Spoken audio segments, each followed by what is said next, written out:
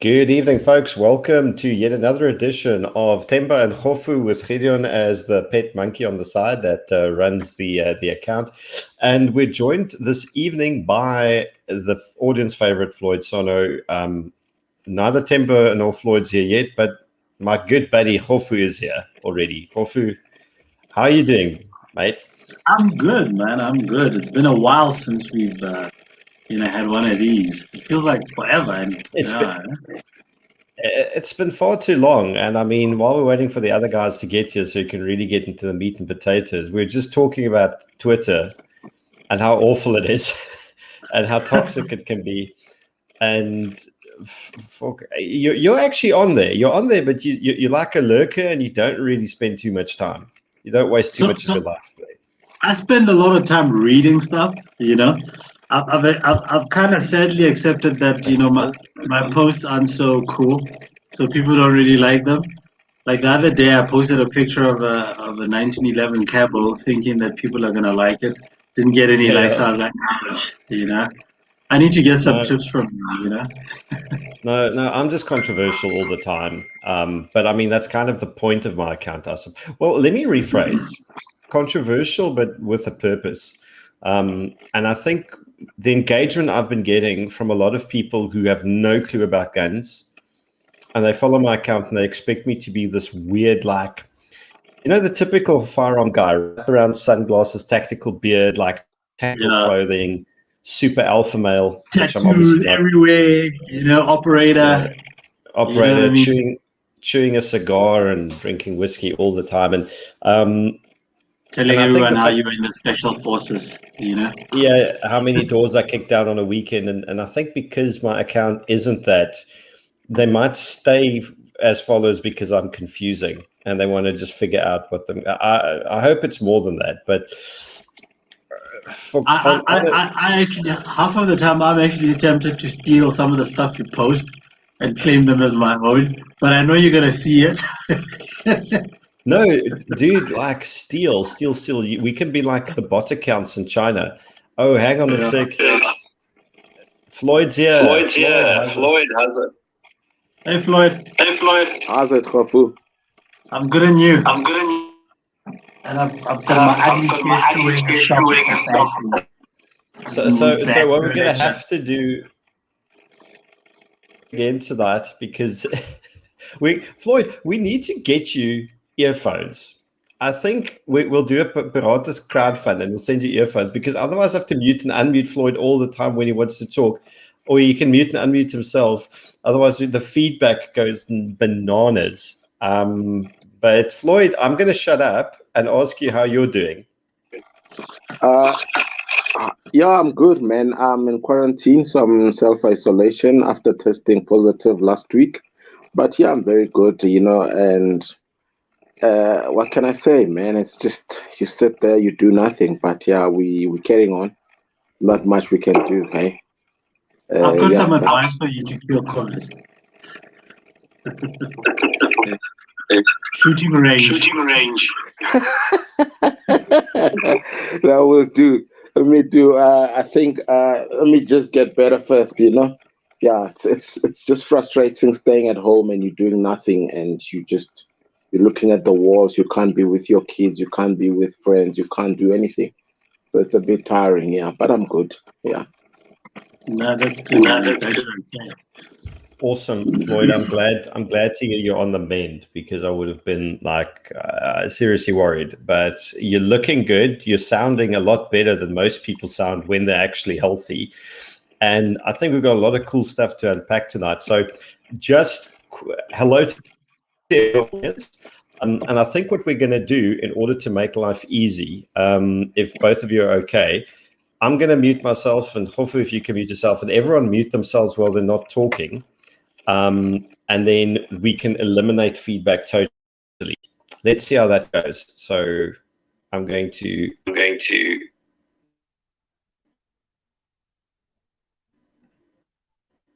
Hello? Yes.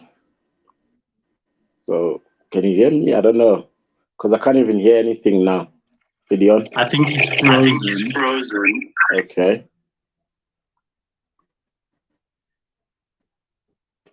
Yeah, there seems to be quite a bit of. And we Okay, I think Themba's coming in. Yeah.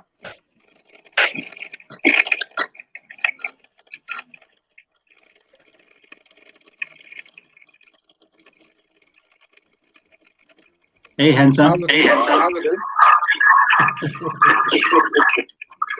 Did you put on makeup? today? Yeah, Yeah, it's following my nose. following my nose. Yeah, I love the new Yeah, I love the foundation. new foundation. Works. He's like Cyril. You remember Cyril on his last on his last family meeting? He had a new makeup artist. So the Yeah, probably J&J, a whole lot of the J&J J&J vaccine on him, man. That powder. Yeah. What is the feedback? What's the feedback?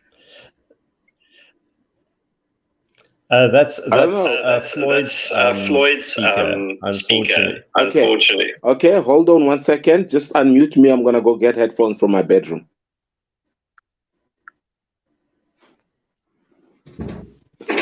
Where's my headphones? We'll be back.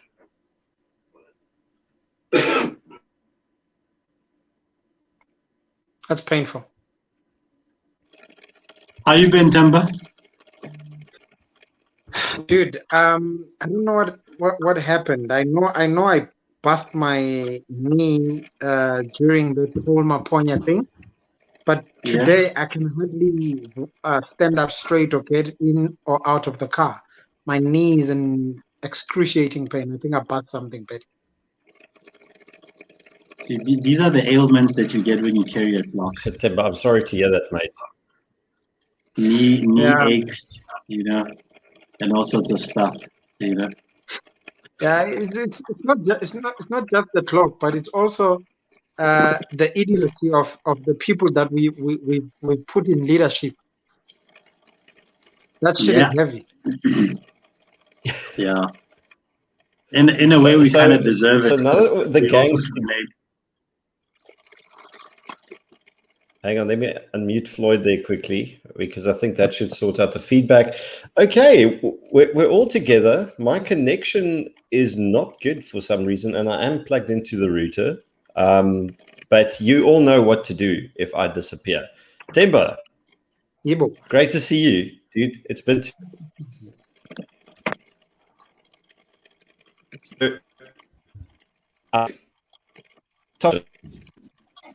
the important side to fill the security. We've seen this in practice over about a 2-week period, and how to encourage that going forward. And you guys were on the ground. You've got some unique insights. I think let's start with Themba and then rotate through Floyd and Kgofu and then come back to me. Sorry, Themba, with your bad knee, you're getting... I want to start, but I have no idea what you just said. You've got a digital start. Yeah, it's almost like a free thing. Okay. Okay, so I'm going to start the discussion and I'm going to try to sort out what's wrong here. But I think the importance of, I hope this is better, the importance of armed citizens in filling the security vacuum that was left by SAPS. We saw an active demonstration of that over a 2-week period. And how to encourage that going forward. I think it's a natural thing that's encouraging itself, but just your feedback, your ideas, you guys had experience with this on the ground. I think just take the discussion and then I'll sort my stuff out. Right. I'm struggling to hear you still, so I'm gonna take bits and pieces of what I think I heard you say and try and make sense of it. So you're talking about obviously what I think in the last podcast we had spoken about what was happening on the ground. So you're looking at what we now think in hindsight. Is that what you are saying, Kgofu? Yeah, I think pretty much. I think it's more the sort of the importance of civilians filling the gap.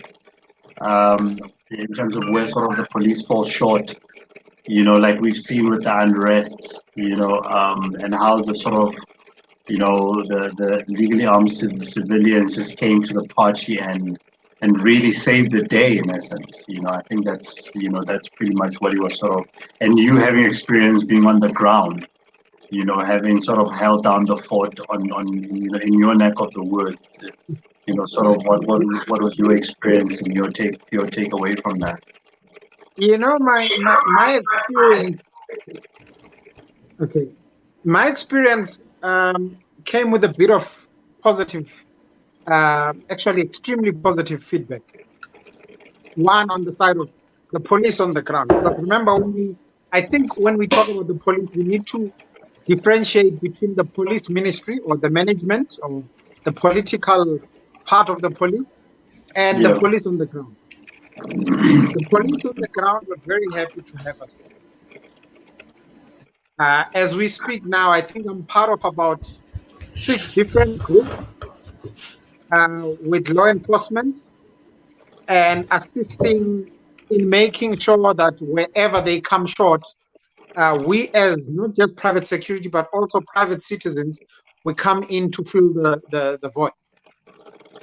So that is the positive feedback. Moreover, that private citizens have come to me.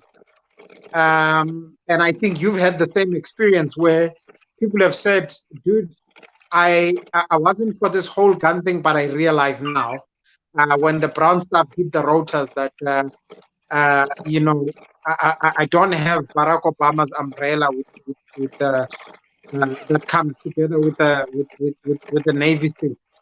So people now realize just exactly how much they are their own first responders and how they are basically responsible for all of their personal security. Yeah. I'm glad that's really coming through, Themba, that a lot of people are sort of realizing that, because I think everyone like now, in the broadcast now, we've always known and we've always preached that, police respond to an event that's already occurred. It's very rare that police can predict that something is going to happen and then come and sort of rescue the situation or prevent something. It's always sort of responding to the aftermath. You know what I mean? And hopefully it's not too late, as in, you hopefully not, someone is not dead, at least you can sort of, change the mindset and sort of, get yourself tooled up to make sure that, you're able to respond to your own situation in the best possible way. I think this is the one thing that a lot of people are starting to see. I mean, and I'm glad, as crazy as it is that we had the unrest, but there's also quite a lot of lessons I think that a lot of people sort of took away from the unrest. I mean, I'm also seeing a lot of people, sending me messages about wanting to get armed, and I hope they follow through with it. Because you don't just want this fanfare and then all of a sudden, no, we're okay, the unrest are gone. So I'm glad that in a way people are waking up and realizing this. Yep. Hey, is that your bodyguard? Yeah. Yeah, that's the landlord demanding rent. Apparently, I'm cheap. I can see, yeah. We might just replace you soon. But I know, Floyd, you didn't actually live where a lot of the stuff went down, but we had a discussion 2 weeks ago, and you described, you drove through, you went to help where you could. That seemed to have been a very broad community-based thing. I mean, that people from all over came together to make a difference during that crisis. Yeah, that's the truth. Can you hear me? Loud and Yeah, clear. perfectly. Okay. Beautiful sound. All right. Yeah. So I went out to Deep Cloth and just to check out, and there was a time where I was in contact with Themba as to where he was and all of that, and then he was so hectic, and we were just putting a lot of fires. I remember at some point he was worried about is it load shedding, or is the power interferences in his old lady's neighborhood? So quite a number of stuff. One of the concerns where where do old people get medication from? That kind of stuff. So. But we then discussed. I went out to Deep Kloof, it's where I was born, and just to check out the guys there and see what could be happening. But I've also noticed that people have more confidence in private citizens, not the police. When you look at, they look at us armed and on the streets, and they see, okay, here it doesn't look like there's confidence here, but with the police, I mean, some people told me that police told them, go ahead, take what you want to take. There's nothing we can do. So until some private citizen says to police, hey, why aren't you doing this? There's a lot of fear also. They live in those communities, these police officers, they work there on a day-to-day basis. People have fear of being hated, and which there's some of us, which I don't care. You can hate me or love me. You my neighbor, I don't give a damn, It's, to me, matters not. If I catch you doing wrong, you're doing wrong. I'm not going to hesitate to stop you. So that's what happens. But yeah, and there is a need now for more people to arm themselves. People are now following up. People are now putting pressure on DFOs.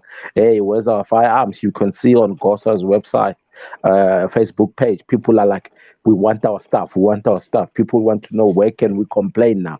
And what, so stuff like that. So we're on the right track.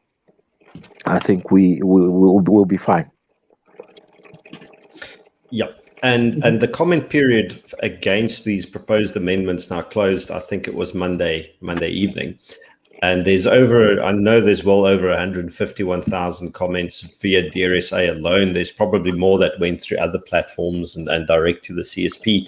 And the overwhelming majority, and I'm willing to say like 99.5% of the stuff we got, was rejecting the proposed amendments entirely. And just to answer Kermit, that was 21,000 submissions via the Institute of Race Relations. So those are the submissions that only went through them.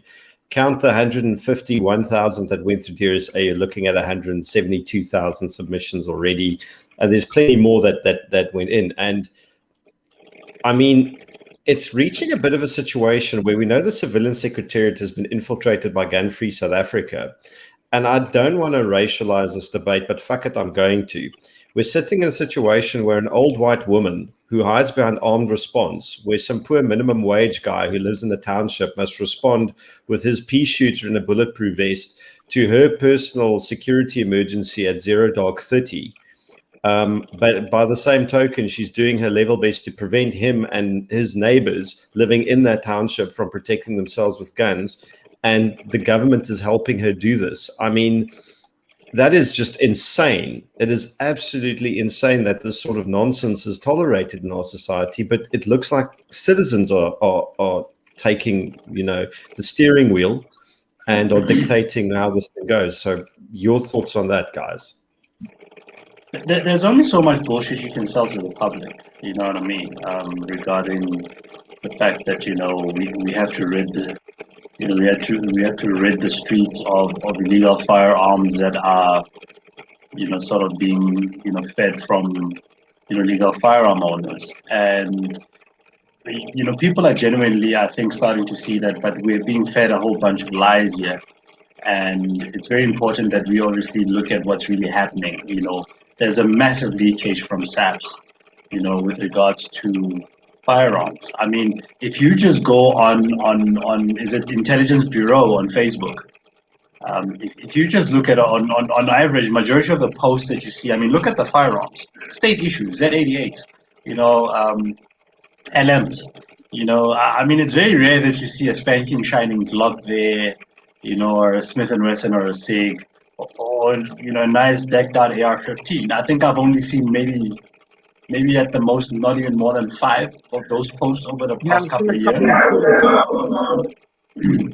You know what I mean? I mean, let's take, for example, the police station that just got robbed a few days ago. Which one? I was even joking. Oh yeah. By the way, were there more than one? Yeah. And I was joking to Themba, and I was saying that's the quickest rental I've ever seen. Like they just needed those guns for what 3 days or a few more days, and all of a sudden, they were caught, and the stuff was returned. I just find it very sort of strange that this is happening. While the sort of amendments are being sort of trying to sort of be pushed through. That we know this is not the first time a police station gets robbed. And firearms taken. But how often do we actually hear that those firearms have been recovered? Now all of a sudden, while they're busy trying to push these crazy amendments, a police station gets robbed, and then within a matter of days, all the firearms are recovered. I mean, I don't know. Yeah. Not just the big guns, even the small ones that people can just take easily through our very much open provincial borders. Everything was still intact and found in one house, and one person was arrested. Yeah. So I just find it very sort of strange, that's happening. But like I was saying, people are really starting to realize that gun-free South Africa does not actually care. It's just some godforsaken agenda that's being pushed by an old white lady sitting, like you're saying, behind, armed security, and I'm also just starting to wonder if, figuratively speaking, I mean, argument's sake, she is able to sort of win this, and we lose our right to bear arms. Who the hell is going to protect her? The police. Yeah, I mean, you can't rely on a person who loses his own firearm, And I mean, if a police station is broken into and firearms are stolen, that tells you that it's an inside job, I mean, if you were to lose your Glock timber there, and there was no breaking in and everything, so Junior should know that what happened there, who came in and took whatever, or you should know, I mean, people are not that stupid. I mean, I saw the old lady with Martin Jubed on and with Martin Wood, sorry, and then and I couldn't understand that. She's got no basis. She's just when a person is all over the show, and she's not a good listener. She thinks I don't know. I don't know even she's studied emotional. security. Yeah, it's a big waste, She should retire and look after her grandchildren and teach them shooting, go hunting with her husband and all of that. It would help a lot of people, and she'll see actually that it's actually not bad. I challenge you to do that. Just go out and say try something new. It's as an outdoor activity and say, wow, I actually, I took my 8-year-old. I think when I took him, he was about 6 or 7. I took him shooting. He kept on saying, it's so cool. It's so cool. And with the safeties and everything. So I don't know. I don't know about the old lady. Maybe she's not married. From what I understand, and I mean, I could be wrong, guys. I mean, she lost her son and her husband to suicide by firearm or something like that. And that's how gun-free South Africa started. So I'm also thinking to myself, so if she had lost them due to an accident, would it be called car-free South Africa? You know what I mean? Oh, you can still lose a loved one over a drug overdose. You know what you do. Yeah. There's many problems. And she should fix the policing first. I would challenge her to go and engage Begitele, Ketlas Tole, everyone, and say, guys, this is what we need. This is what we need. We're not here. We're not here. So you're not helping me here. Help me help you. I think they're giving her I think they're giving her too much airplay, to be honest with you. A lot of her utterances and research is really based on gibberish and literally misquoting a lot of guys. I mean, I think there's even certain statements that she's made where the original sort of creators of those statements came out and said no, but she's really taking it out of context. And it beats me how the whole policing management and our sort of minister of police and and secretariat could actually sit there and really lick our ass. Honestly, it beats me. These are fucking grown adults, guys, and we're listening to, and they're giving airplay to this woman. So, sorry for the hard language. No, here's the thing, right? So GFSA successfully infiltrated the CSP. I don't know how they did it. I don't want to accuse people of indulging in corruption and favors and all sorts of other stuff, in back alleyways and brown envelopes. But there's certainly an unhealthy infiltration that has happened there. And the regulator has been captured by a non-government organization to such an effective extent that the NGO is publishing its own legislation through a government department. And it's publishing its own legislation through a government department while ignoring independent research that department commissioned with tax money, ignoring it completely, hiding it for 6 years, and then writing the worst attempt at research called that socioeconomic impact assessment, and putting that in front of us on the silver platter as actual research, which it wasn't. It's very dubious. It's sinister. And there's a lot wrong with that. Political motive. What I wanted to talk about, guys, there seems to be an issue of access to information to the general public. To the people on the ground. Themba, I think we're just losing you there a bit. We lost you there completely. We got you a lack of access of information to people on the ground, and then your connection went the way of the dodo, which I think it may have. We'll put a pin on that, and we'll get back to Themba. But there is a lack of access to information, and that information that is available is being monopolized by GFSA. And I'm going to throw Sebastian's comment to you guys because it's controversial, but he has a point, and I'll explain my angle on it. He says the issue is that a lot of white South Africans are scared of blacks owning guns. And this is true especially if you go to the so-called progressive segment, the people that claim to be the least racist, the most democratic, the most transparent. There is a definite sort of stigma there, and that comes through in the reason why they want to disarm everybody else, but are still happy to hide by an armed response. I don't know if that's on the mark or not. Yeah. What are your opinions?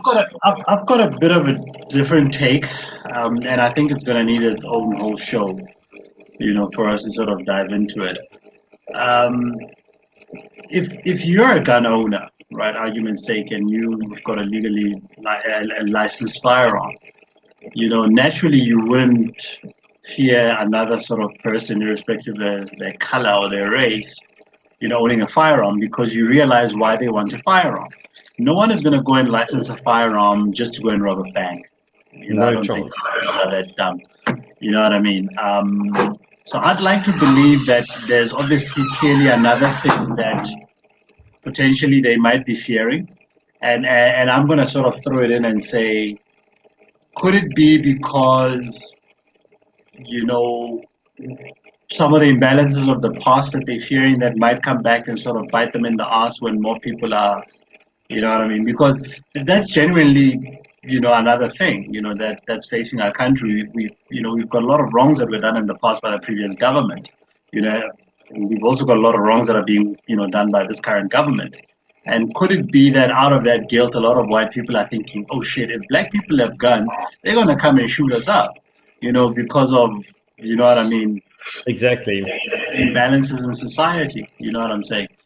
That's what I'm saying. That's a different topic for another day. I mean, that's a long, you know what I mean? But we certainly saw a different picture with black and white communities coming together 2 weeks ago. Sorry, Floyd, I interrupted you there. Yeah, so what I think here is, let's not be stuck in the past. Kgofu is right, and Sebastian, you know what? It's you're not wrong, you're not right. So let's leave it at that. I've seen one post, a person had a placard saying, uh, we are fortunate that that black people don't want revenge, they want equality. That's where we stand. I want you to have the right to bear whatever arms you want to bear, illegally, not illegally, but let's go to the school you want to go to. Let's have the all the rights. I think the world is under new management. Our kids are now playing with different schools, and it's quite funny. Kids don't see color. You understand? I remember at one point, a child was picked up by his dad, and then the girl said, "I didn't know that your father was black." So yeah, stuff like that. So kids, That's kids for times have you, eh? That's kids. yeah, so times have changed, guys. I've been with armed white people. We have not had issues, and I'm with a gun, and we carry on nicely. We bride together, we drink together. The disciplines are there. You get in your car, I get in my car. I stop at the stop street. I caused a problem on the road. I lift my hand. Sorry, go for it. I've been a victim. I've been a victim of road rage. Whereby I shot a person due to road rage, and I've learned. A guy pulled out a knife on me, and it was not a nice exercise. So yeah, please. We times have changed. Times have changed. Let's If we can put all our past and start on a new clean slate and say we're going forward as people, not as blacks, not as whites, but as people. I'm telling you, Yeah. we'll go far as a nation. Let's forget who did what. Yeah. That's Look, my take. Awesome take, guys. I mean, yeah, look, the most important thing is we need an armed population that's responsible, whether black or white, and I think if you think about the topic of what we're sort of talking about today, in terms of, the population filling in the gap where SAPs sort of can't fulfill their mandate, which is pretty much everywhere, It's universal. it's universal. It's I live in a suburb. You know what I mean, and it's mixed, and I would expect that had shit hit the fan here, all of my neighbors, white and black, would have come out to sort of hold the fort. You know what I mean? We were not going to be like, that section, the black folk go there, whites this side. You know what I mean? Indian dudes that side. You know what I mean? Type of You thing. have your own taps to drink water from and all sorts of nonsense You know in what the I mean? middle of the Slaps apocalypse. blancas or something like that. No, you can't shoot white people because you're black. You'd have to give everyone like a little Excel spreadsheet printed out with the quotas of like, you're only allowed to shoot so many of each every day. That's how ridiculous it. I suppose that's how ridiculous it would be if certain people did indeed run the world. But I mean, Pule touches on a point, and this is something that I've seen from my own training clients. We've had an explosion of first-time people doing competency, and I'd say about 30% of them are black, which is a near six-fold increase from where we were hovering prior to this event. And a lot of them are like quite secretive about it, and they refer their friends to me, but like in person. So they physically come and they have a chat to you, and they do not want me to bring their training material to the township. And I actually asked the one guy, like, I don't mind, I'm not scared to go there. Like, is there any specific concern? And like, well, they don't want people to know that they're doing this training. They have a select few that they trust, but there is a bit of a stigma as well. And what's tragic about it is a place like Khayelitsha, when you say about SAPs failing their mandate, they're really failing their mandate there. I mean, it's the problems we have in the suburbs are magnified in places like that. There's fuck all law enforcement. So just to jump in there, Gideon, I think the term you're looking for is deep concealment. Yeah. And I'll tell you why I say that, right? So when you have a firearm, by law, you need to conceal it. You know, it should be a surprise. And the reason why you've got a lot of that happening in the township where people are saying, I don't want people to know about it. I also have that where I don't want, people from my neighborhood, to sort of know that I'm armed. And the reason why is that you've got cases where sometimes when they know that you have a firearm, it could be an ambush. They could come and break into your house just to come and get that firearm. It is a reality. It can happen. Yeah, it can happen. At the same time, you also sort of, like I'm saying, you want it to be an element of surprise. Even if they suspect, you want that if you're walking in the mall and you're going to buy bread and someone jumps you, you should be able to draw your firearm and defend yourself, and it should be like, oh shit, damn, he's armed. You know what I mean? Yeah. So I think those are the sort of two most important things. But also, just to throw in another point there, I want to blame a lot of the gun shops from the back in the day that used to operate back in the day. Some of them are still around. I think some of them obviously are not there. What we used to find a lot of the times was, speaking to the whole issue of access to information, a lot of those sales people were real doers. They were real fucking idiots. And I'll tell you why I say that. You'd get a lot of black folk going in to buy a gun. And they'd say, look, I want to buy a gun. And, you obviously have a certain budget and you say, I want this. And what we tend to find is a lot of the guys used to walk out with fucking big shiny Taurus. What were they? PT 917s and PT 92s. Yeah. You know what I mean? And, they were not given access to, the nice Glocks and the whatever modern firearms were obviously being sold back then. And what you found is a lot of black folk were running around with a lot of these big handguns that were uncomfortable to carry. They were not given the best holsters. Sometimes they were not even given the best ammo. And those things, unfortunately, are now coming back to bite us because, one, a lot of guys that used to carry guns back in the day, are not really for carrying guns because their definition of a gun is a freaking blinged out Taurus PT 92 that is massively heavy. Yep. You've got this crappy El Paso holster. I was chatting to a friend of my brother the other day, and he was asking me about holsters. So he reaches out to me, and then he says, man, I'm looking for a holster. And I ask him, what firearm do you have? And he says, I've got a CZ75.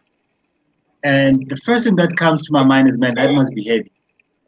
And then he explains to me this whole host of holsters that he went through. I was just gobsmacked. Apparently, one of the holsters used to sort of flip the gun upside down. And I still can't picture this holster. It's only when I started sending him pictures and links that he started knowing that there's actually Kydex holsters out there. Now, that's some of the problems. Those are some of the issues that we have to address right now. Because that's what guys perceive gun ownership to be. Big, heavy guns, and crap ammo that jams all the time. In shitty holsters in a non-weight bearing belt. So it's a horrible experience. Tearing your pants off. I mean, we've got, when I speak about new clientele being black, a lot of them come with this exact problem. And I'm like, dude, I struggle carrying my gun. What am I doing wrong? And it's always the same two problems. Well, same three. Exactly the same. Big, heavy all-metal gun in a soft holster with a weak clip in a flimsy belt. And you can kind of see the whole world opening to these guys when you take them through the process and say, this is what you need to do to fix it. And it changes their life. And it makes them carry the gun every day, which is what you want them to do. Yeah. But sorry, Floyd came in and out, and Themba's back, kind of. I saw a message there, and I ticked on it, and then threw me out, and it was Themba. Yeah. You kicked yourself out. Yeah, so in terms of hostess, Kgofu is right there, but in the beginning, it was easy to buy fire, and people were chasing sales and not comfort and all of that. I mean, a guy would come in. Remember the Norinco 213 and the Lawsons, all of that crap. Those were crap guns. I would never buy the thing. I remember when I bought my first firearm, it was a Republic RIP 401. Which was a 9mm A+1. I carried that with a spare magazine and on a bikini holster. I love bikini holsters. That does it for me. That is concealed. It's easy. I can put on it. But bikini holsters and one of these stuff works like a bomb. I've never stopped. I think I have 3 of these, just different shapes and all of that. But that is that. People. You've got to be comfortable before you want to carry, and I think that the days of big guns are over. People just are not going for big guns anymore. People are going for Glock 26s, Glock 28s, Glock 19s, that type of stuff, and yeah, those days are gone. The Taurus G3C is a big seller.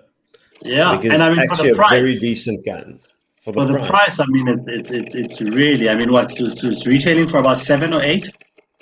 It's retailing between 7.5 and 8.5, depending upon where, and it fluctuates a bit with exchange rates and transport costs. But it's a super popular one because, I mean, you get these guys that are used to the heavy all metal guns, and you give them the G3C, and you're like, yeah, your magazine capacity has actually increased, your weight's gone down, and it's a modern polymer gun. That's. Like I said, that information is worth a lot from and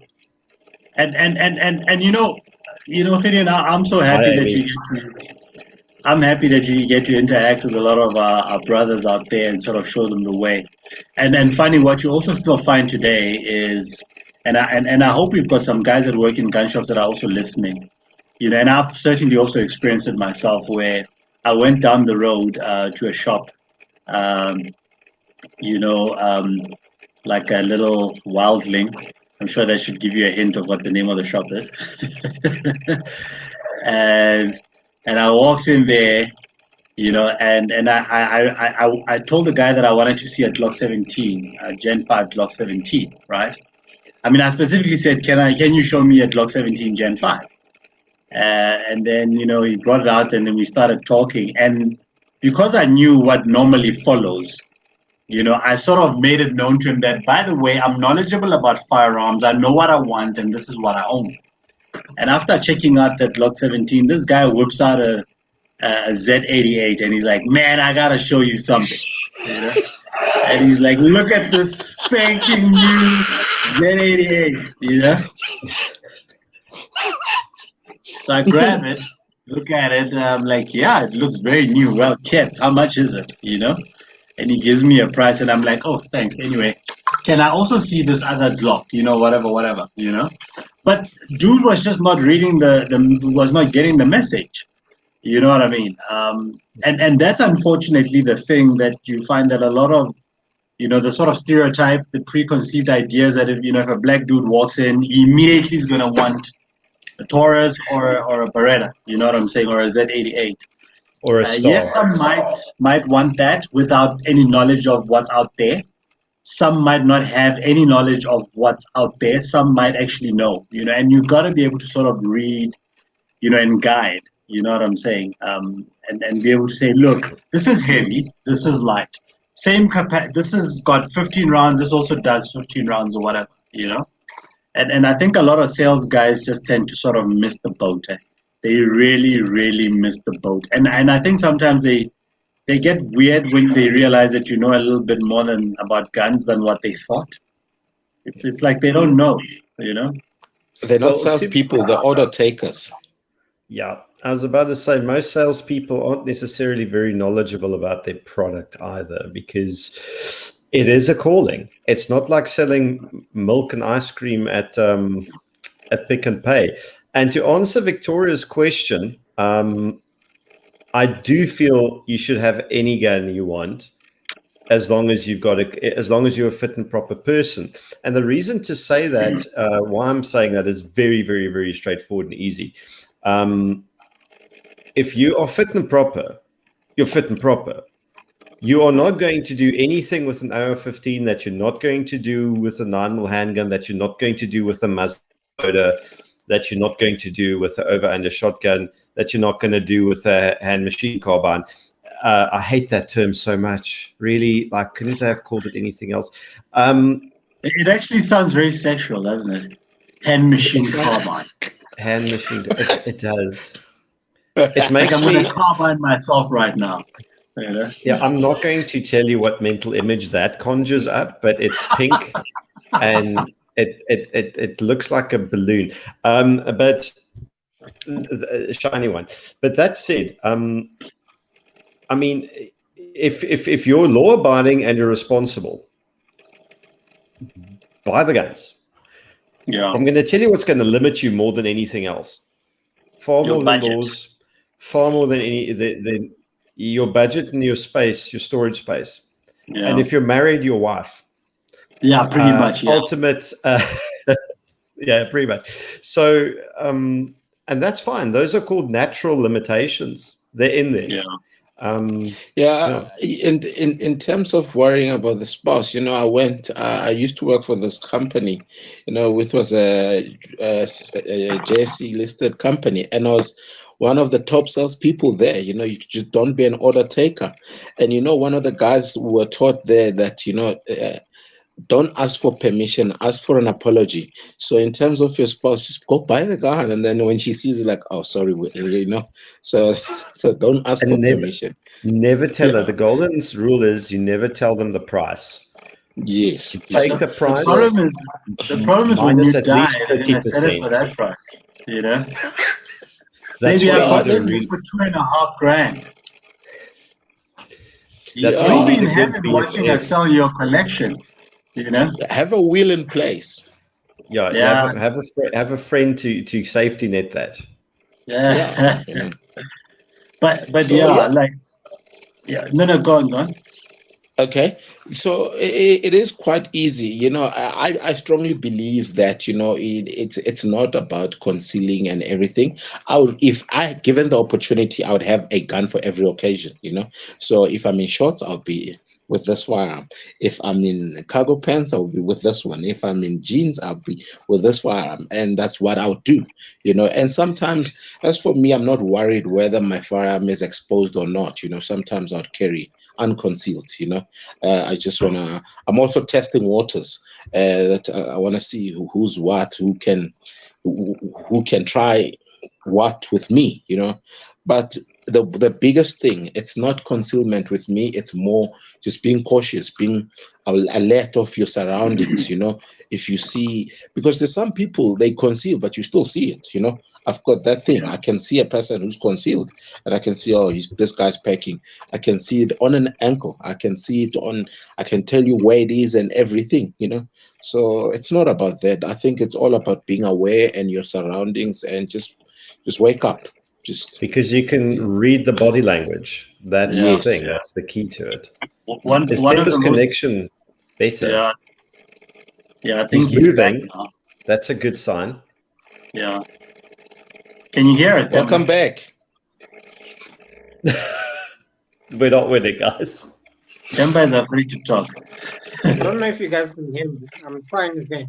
Oh yeah, we can hear you now. It's just that your video is frozen. It's so disturbing. Yeah. There's just a lot of internet traffic, I guess. So I'm just going to try again. The president's announcing his new cabinet, and is he announcing the new cabinet today? Yeah, at 8:30. Apparently. I wish you could cross over to this platform. Yeah. How much do you guys want to bet that Becky Taylor is still going to be the Minister of Police? He survived so many reshuffles. Yeah. That's how much the president hates guns. And he owns one, eh? Really? Yeah, he's got a rifle. He actually doesn't hate guns, eh? No, he doesn't. He doesn't. He's got rifles.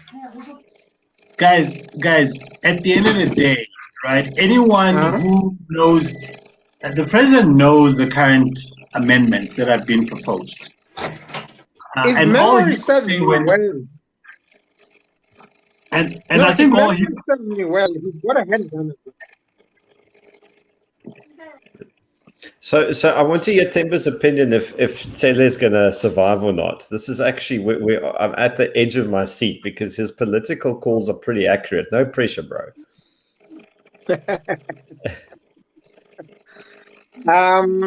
He's on the chopping block. He doesn't have many friends left. He's surviving purely because Cyril might not want to piss off KZN as an ANC stronghold. But from a personal perspective, I don't think Cyril wants to keep him. Well, we can hope. We can hope and pray. Jeez, like.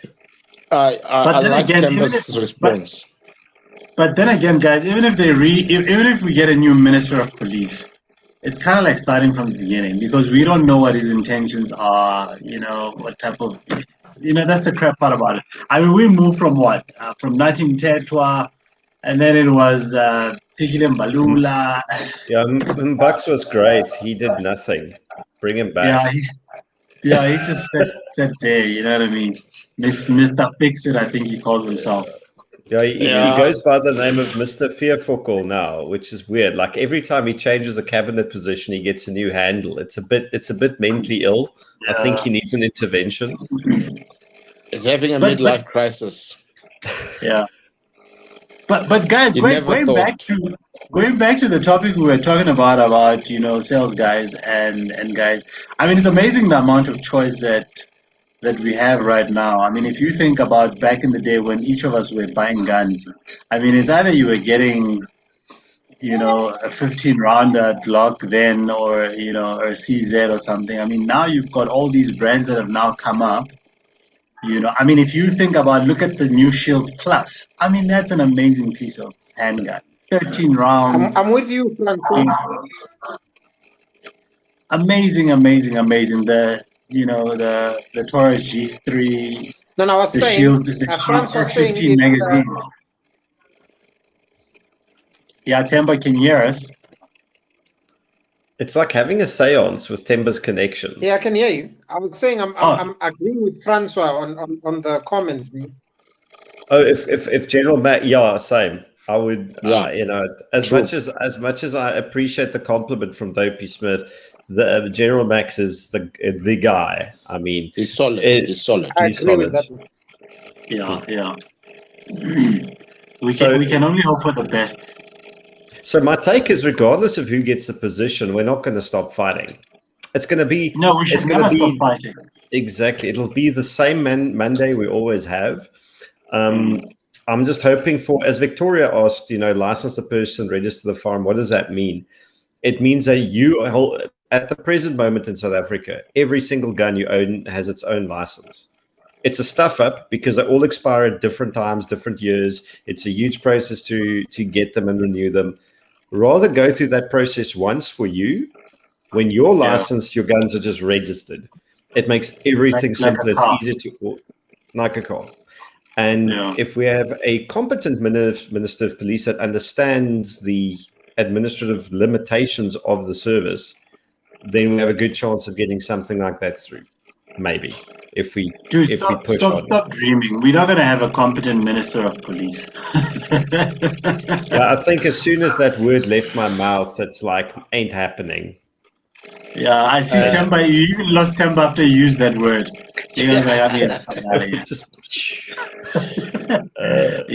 We should never stop fighting until we get to a situation where we license the person and register the firearm. And I'll tell you why I say that.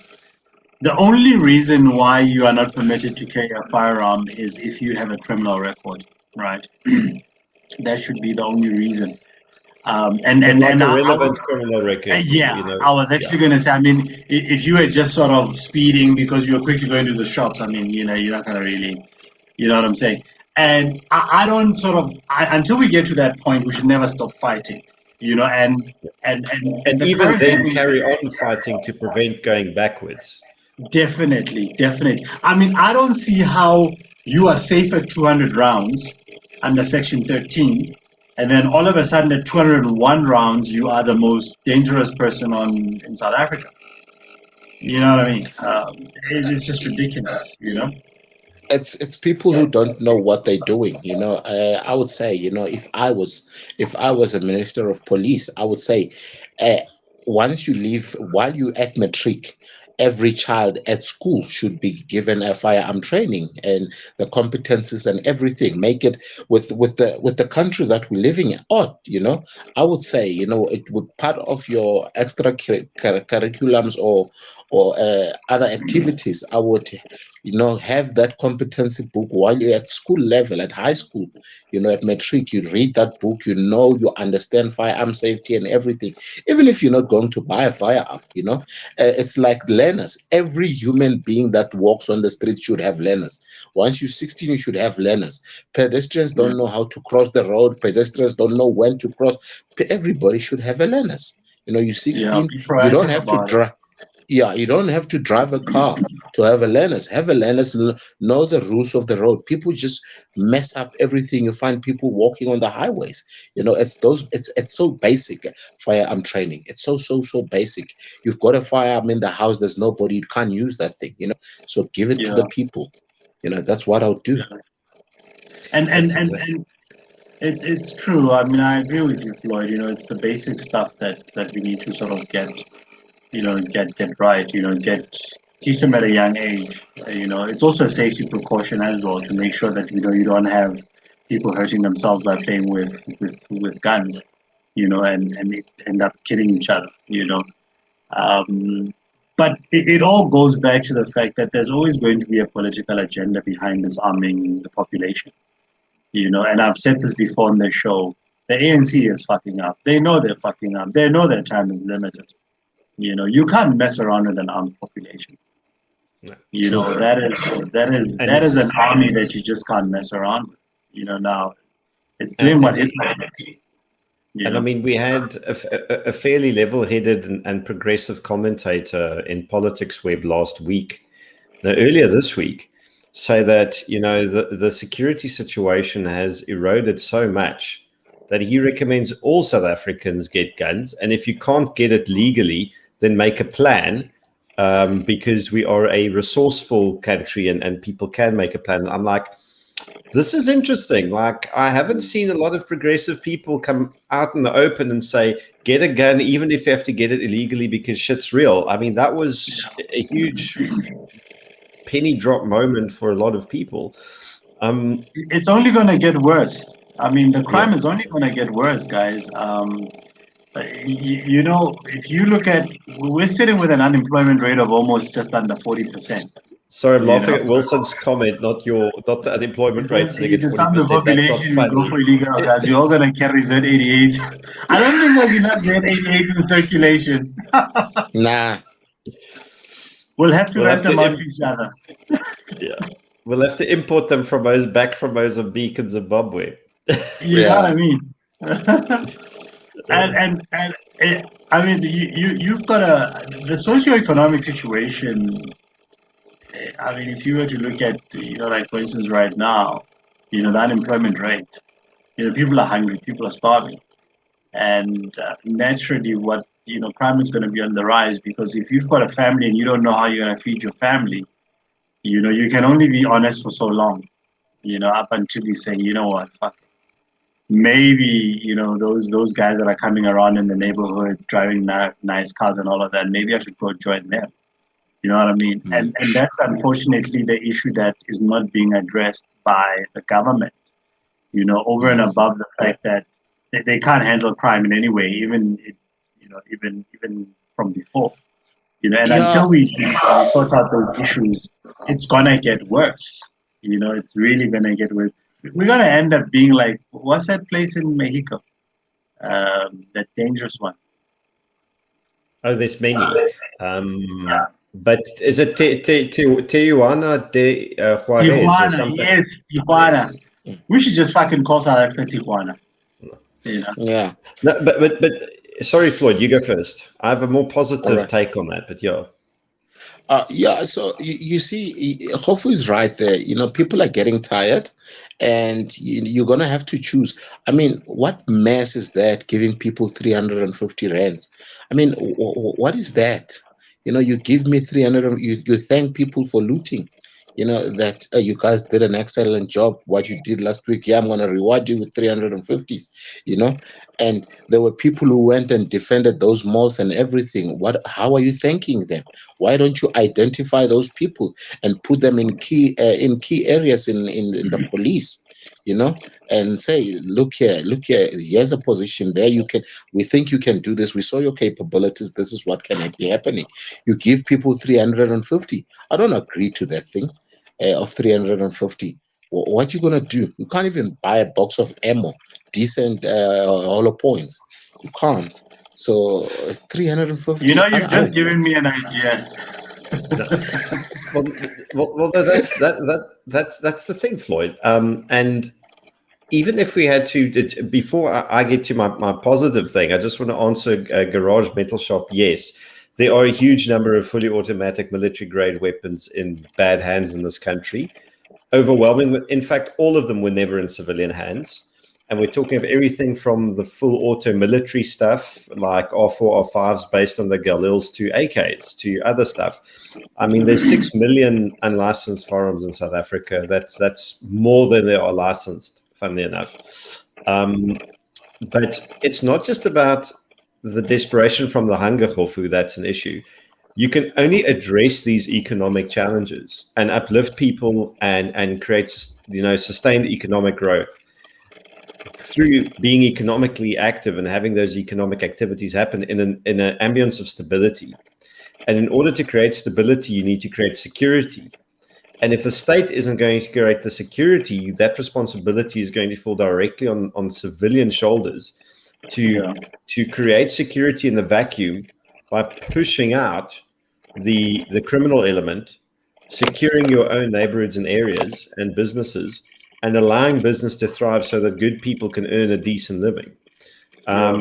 It's a very important foundation to how shall I say, not wealth creation, because that's actually what I want to build. We don't want people on the 350 rand grant. I don't want people dependent on the government printing money that makes the value of your savings less every inflationary cycle until we hit hyperinflation. I want people to go out there and be able to, with dignity, earn their income, earn their living. Very true. Very true. And I mean, I agree with you, Gideon. You want to give people something to sort of live for. I'm not gonna just go and rob a bank, and risk getting myself thrown in jail. I've got a family. I've got to take care of business and all of that. You know what I mean? And those are some of the things that we obviously need to have in place. They don't reduce crime entirely, but they contribute. They contribute, and I always sort of try and place myself in another person's shoes to say, I mean, if I was hungry and I had kids, and then I didn't have any family that could help me out, or no one was hiring me because lockdown is happening. I work at a restaurant or I work at a bottle store. The moment the looting starts happening, or the moment a chance gets, an opportunity arises, you naturally gravitate towards that because, one, you're hungry. Yes, it's not justified, and but what else are you gonna do? You know what I mean, guys? I don't care who you are. Hunger is never anyone's friend. Yep. No one ever sits there and says, "Oh, I'm so happy, I'm hungry." It's just one of those things. I just want. Okay, go for it, Gideon. No, so any sane person would do whatever it takes to keep their family fed. That's just one of those things in life. Yeah. It says charity begins at home. I had a 9 to 5 job, but before the lockdown, before the whole thing of COVID-19 started, I was working, I was happy, and the salary. I never had problems. Lockdown started, everything went. just bit by bit, bit by bit. Eventually, I started my own company. It has never been good. It's been a struggle till today.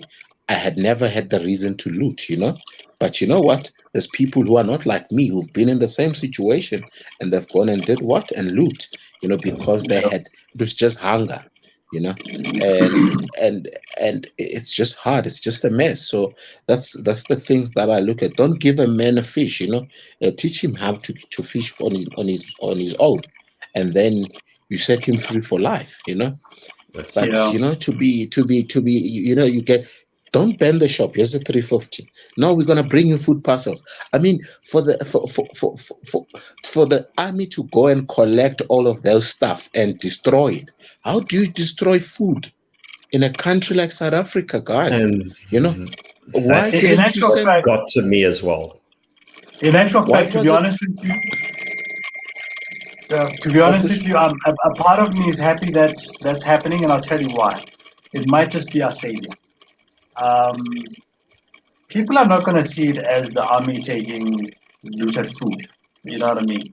People are going to see it as the ANC is once again taking over. And it's going to have a massive impact when the elections come. No, seriously, I mean, think about it. You and I mean, think about it right now. If you have your house broken into or you have your car hijacked and you go to the police station, they're just gonna look at you like you have insurance. Oh, okay, cool. They're not gonna investigate anything and bring anyone to book. But now all of a sudden the police are up in arms. Going to get maize meal, TVs, and all of that, and you know what I mean. So they're obviously trying to make themselves look good, like they've got a handle on the situation, and if you think about it, we've been fed all these crap stories. It was a coup, unrest, blah blah. People are hungry. Now all of a sudden they're taking back all of these things. So the ANC is going to suffer come the elections. People will remember that these are the very same people that came and kicked down my shack and actually took my maize meal and took stuff that I was going to eat that night. And it was So not looted. I just didn't have a receipt. Be happy, comrades. This might just be our savior. Yep. It's just they just curb stomped themselves. And on that bombshell, we've gone a bit over. Guys, please, here's your invite for next week, Thursday. Unless you're busy, I'd like to try and keep this regular programming. And hopefully Themba's connection is better. Hopefully my connection is better. You guys keen? Yeah, definitely. Yeah. I'm around. Yeah. I'm keen. Should be out of quarantine and everything. Yeah, we'll be back. Awesome. And I actually would like to get Pule on as well, because I've met this man in real life. He's bought a t-shirt from me. We need to get him legally armed, but he's got good takes. So Pule, you're officially invited. I think you've got my number. Let me know. Can we sell him a Taurus PT92? No. We need to sell him a Z88 Kgofu. Come on, we have to stick with the theme, bro. A Sarah-coated one. Tell everyone. Yeah. Awesome stuff. But guys, thanks again, and thanks to the guys that tuned in. We really appreciate it. Thank you. Yeah. Much love. And Thank you. stay Cheers, safe. kids. And see you guys next week. Same time, same place. More guests. Cheerio. Thank you.